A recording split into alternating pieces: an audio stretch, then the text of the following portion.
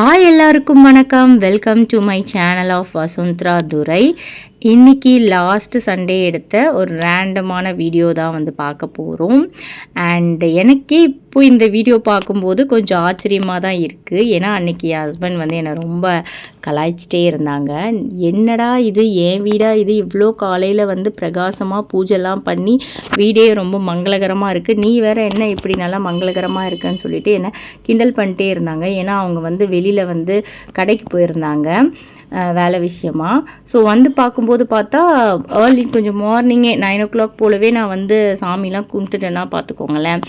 எனக்கு எப்படி இந்த ஞான உதயம் வந்ததுன்னு எனக்கே தெரியல. ஆக்சுவலாக இதுக்கு ஒரு ரீசன் வந்து பார்த்திங்கன்னா மல்லிகைப்பூ தான். நம்ப முடியுதா? நம்பவே முடியல. ஆனால் மல்லிகைப்பூ தான் இதுக்கு வந்து காரணமே. எனக்கு மல்லிகைப்பூனா ரொம்ப பிடிக்கும். என் ஹஸ்பண்ட் வந்து பார்த்திங்கன்னா வெள்ளிக்கிழமை அப்போ எனக்கு வந்து மல்லிகைப்பூ வந்து வாங்கி கொடுத்தாரு. ஸோ அது நான் பூஜை பண்ணும்போது வச்சுட்டு அப்புறம் எடுத்து வச்சுட்டேன். நான் நெக்ஸ்ட்டு வந்து சாட்டர்டே நான் அன்றைக்கி வந்து வெளியே போயிட்டு இருந்ததுனால நான் வந்து பூஜையே பண்ணலை. ஸோ அந்த மல்லிகைப்பூவும் நான் மறந்தே போயிட்டேன். சரி இன்றைக்கி சண்டே, ஸோ வந்து நான் சும்மா வந்து ஃப்ரிட்ஜ் ஓப்பன் பண்ணும்போது பார்த்தா மல்லிகைப்பூ இருந்தது. ஐயோ மல்லிகைப்பூ இருக்கே, சரி நம்ம வந்து குளிச்சுட்டு ரெடி ஆகிட்டு மல்லிகைப்பூ வச்சுக்கலாம் அப்படின்னு பிளான் பண்ணேன். சரி வந்துச்சு. நான் ரெடி ஆனதுக்கப்புறம் சரி ஓகே, நம்ம தான் நேற்று கூட விளக்கேற்றலையே செம்மன்னு, இன்றைக்காச்சும் நம்ம பூஜை பண்ணலான்னு சொல்லிட்டு காலையில் எழுந்து நான் வந்து பூஜை பண்ணிட்டேன். பட் இந்த மாதிரி நான் வந்து 2 years பேக் வந்து டெய்லி காலையில் எழுந்து ரெஃப்ரெஷ் ஆகிட்டு இந்த மாதிரி பூஜைலாம் பண்ணிட்டு தான் என்னோடய ஒர்க்கே வந்து ஸ்டார்ட் பண்ணுவேன். பட் இப்போ இந்த 2 yearsஸாக நான் பண்ணாததுக்கு காரணம் என்னுடைய டார்ஜிலிங் பேபி தான். அதாவது என்னோடய 2வது பொண்ணு தான். ரொம்ப டார்ஜிலிங் பண்ணுவாங்க, அதாவது டார்ச்சல் பண்ணுவாங்க அப்படின்னு சொல்லிட்டு இருந்தேன். ரொம்ப ஒட்டிகிட்டே இருப்பாங்க, விடவே மாட்டாங்க. ஸோ அந்த மாதிரி டைப்பு. ஸோ அவங்க எழுந்ததும் அவங்களுக்கு வந்து ஃபார்முலா மில்க் பேபி அப்படின்றதுனால மில்கெல்லாம் கொடுத்துட்டு அவங்கள தூங்க வச்சுட்டு வந்துட்டேன். இன்றைக்கி வந்து பார்த்திங்கன்னா ஆப்பம், தேங்காய் பால், அதே மாதிரி என்னோடய குட்டி பாப்பாவுக்கு இட்லியும் மட்டன் சூப்பும். சண்டேனாலே எங்கள் வீட்டில் வந்து எப்போவுமே இட்லியும் மட்டன் சூப்பும் இருக்கும். ஏன்னா பசங்க குட்டியாக இருக்காங்க. ஒரு 3 years வரைக்குமே நாங்கள் வந்து சண்டேனா இட்லியும் மட்டன் சூப்பும் தான் கொடுப்போம். இட்லி வந்து டெய்லி இருக்கும், இல்லை ஒரு நாள் விட்டு ஒரு நாள் இருக்கும். பட் சண்டே மட்டும் மஸ்ட்டு அந்த மட்டன் சூப் இருந்துகிட்டே இருக்கும். ஏன்னா மட்டனில் இருக்க அந்த ஃபேட் வந்து குட் ஃபார் ஹெல்த் அவங்களுக்கு, வளர்கிற பசங்களுக்கு. அதனால் என் பெரிய பொண்ணுக்கும் 3 years வரைக்கும் கொடுத்தேன், இவளுக்குமே அப்படி தான். அதனால் எவ்ரி சண்டே என்னை யாராவது கேள்வி கேட்டால் மட்டன் சூப்போ இட்லியும் தான் சொல்லுவோம். ஸோ இந்த இட்லி வந்து பார்த்திங்கன்னா நான் வந்து ஹை ப்ரோட்டீன் இட்லி வந்து பண்ணியிருக்கேன். ஏன்னா வந்து இதில் உளுந்து வந்து ரொம்ப அதிகம், அரிசி வந்து அதுக்கேற்ற மாதிரி இருக்கும். இது வந்து நான் மிக்சியில் வந்து பண்ணியிருக்கேன். ஸோ இது எப்படி ப்ரிப்பேர் பண்ணேன்னு சொல்லிட்டு நான் ஷார்ட்ஸில் வந்து அப்லோட் பண்ணுறேன், நீங்கள் வந்து பார்த்துக்கோங்க. வெயிட் லாஸ்லாம் நம்ம பண்ணுறோம் அப்படின்னா இந்த இட்லி வந்து சூப்பராக வந்து நம்மளுக்கு ஒர்க் அவுட் ஆகும். ஸோ காலையிலே வந்து ரொம்ப ரெஃப்ரெஷ்ஷாக இருக்கணுன்றதுக்காக ஒரு டீ வந்து போட்டு குடிச்சிட்டு தான் வந்து டே வந்து ஸ்டார்ட் பண்ணேன்.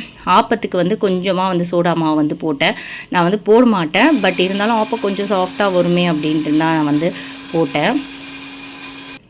நெக்ஸ்ட் வந்து பார்த்திங்கன்னா தேங்காய் பாலில் ஸோ அது வந்து பண்ணேன். இன்றைக்கி என்னமோ 2 டிஃபன் மாதிரி ஆயிடுச்சு எனக்கு. ஆக்சுவலாக நான் வந்து ஆப்பம் வந்து பண்ணுற ஐடியாவே கிடையாது. என் பொண்ணு வந்து ரீசெண்டாக எங்கள் அம்மா வீட்டுக்கு போயிட்டு ஆப்பமும் தேங்காய் பாலும் சாப்பிட்டுட்டு வந்துட்டு எனக்கு அடுத்த நாளே பண்ணி கொடுங்கன்னு என்னை கேட்டால். சரி அடுத்த நாளெல்லாம் பண்ண முடியாது, நான் சண்டே அப்போ பண்ணுறேன் அப்படின்னு சொல்லிட்டுன்னு அன்றைக்கி வந்து ஆப்பமும் போட்டிருந்தேன், இட்லியும் போட்டிருந்தேன். அதனால தான் 2 டிஃபன் மாதிரி ஆகிடுச்சு. அதுக்கப்புறம் இந்த கடாய் வந்து பார்த்திங்கன்னா எங்கள் மாமியாரோட கடாய். எவ்வளோ புதுசாக இருக்குது பார்த்திங்களா?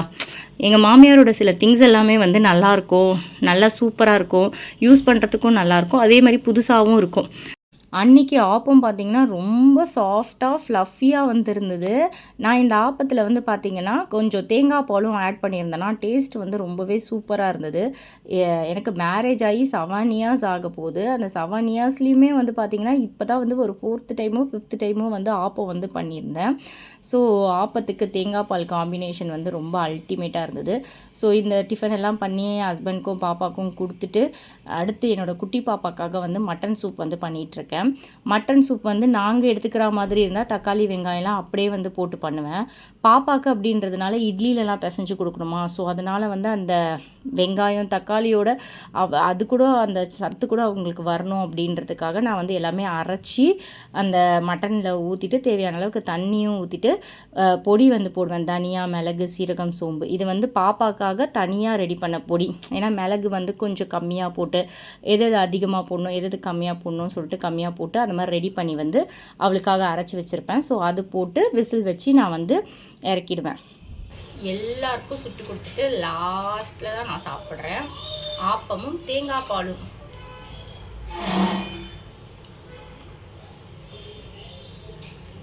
சூப்பராக இருக்குது. ஆப்பம் ரொம்ப சாஃப்டாக இருக்குது, பயங்கர சாஃப்ட் ஆப்பம்.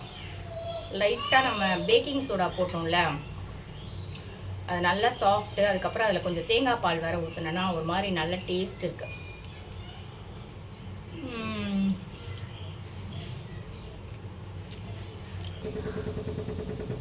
எப்படி இருக்கு ஆப்பம்?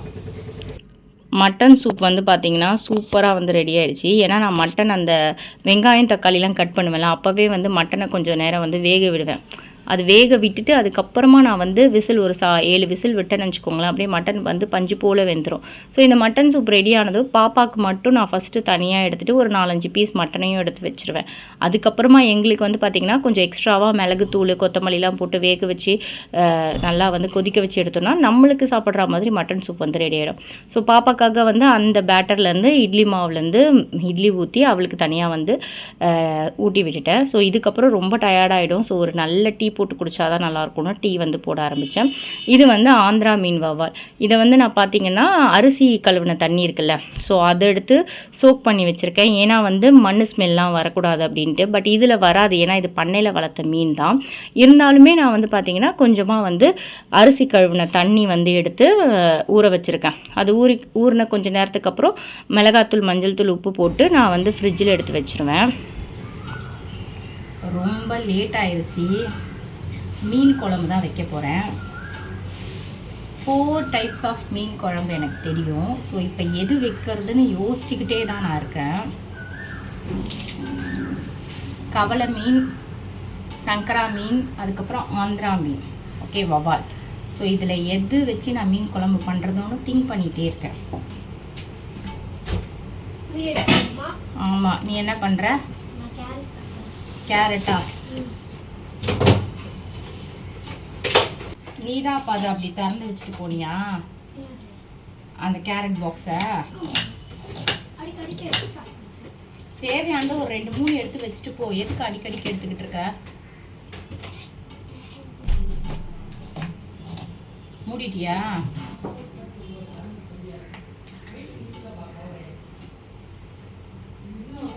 வாஷ் பண்ண, ஏன் வாஷ் பண்ணாமல் வச்சுருக்க?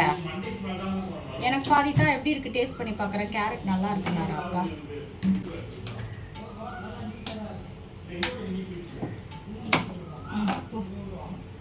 வாஷ் பண்ணி எடுத்துகிட்டு போ.